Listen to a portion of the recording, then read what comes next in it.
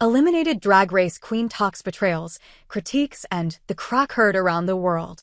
California drag queen Acacia forgot clicked her heels thrice this week after being eliminated during Friday's The Wizard of Oz-inspired episode of RuPaul's Drag Race.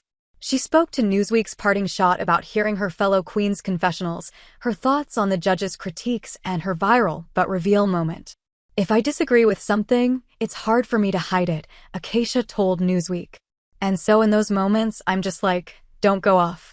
The last thing I want to do is yell at a judge." This week on RuPaul's Drag Race, the season 17 queens got their musical theater on with a recycle of The Wicked Wiz of Oz, a mashup of The Wizard of Oz, Wicked, and The Wiz. Some of the contestants argued over which parts they would play, with the most coveted part being Kansas Dorothy.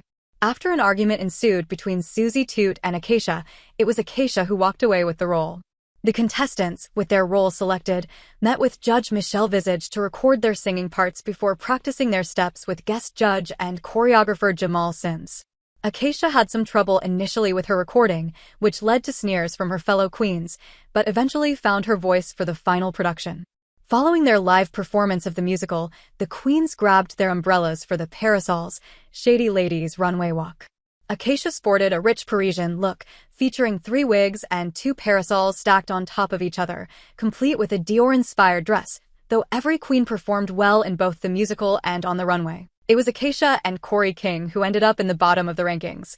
And after an exciting lip-sync battle to guest judge Adam Lambert's song, Wet Dreams, Acacia ended up sashaying away from the competition down the yellow brick road. After seeing Corey lip-sync several times, both in her talent show and when she was in the bottom, I know she's a performer. She can do the dancey pop songs and everything. "So I was a little nervous because that's not at all what I do," Acacia told Newsweek. "I'm not a dancer, I'm not a pop song girl." And then hearing the song that we got for that, I was like, okay, either she needs to fall on her face and fall off the stage and break her arms or something, or I am gonna be screwed. "I felt it coming, but miracles have happened," she added. "I was hoping for one of those to happen that night." Despite having to head home after her solo performance as Kansas Dorothy to close the recycle, Acacia holds her head up high. "When I was done and backstage, they were like, 'Are you okay?' You're not crying or emotional," Acacia said. "I literally was told I'm a great singer. I did amazing. I looked amazing. I'm so talented. I'm like, I feel great." Her mostly positive critiques from the judges made her feel confident, but Acacia said she was shocked to hear what some of her fellow queens said about her during their confessionals. "I was paired with Sam, star, for B***********. I'm a drag queen, and she was like, 'Oh, I'm so excited to be paired with you. We're the country girls. We're gonna kill this.' And then to hear later that she was very apprehensive being paired with me," Acacia told Newsweek. "Like, that's not what you said to me. The biggest one was, I had gotten so close to her Yeti, and then she said I have no taste and that she hated me. That one really hurt," Acacia continued. "But she sent me flowers and she called me to profusely apologize, and so we're good. But some of them hurt."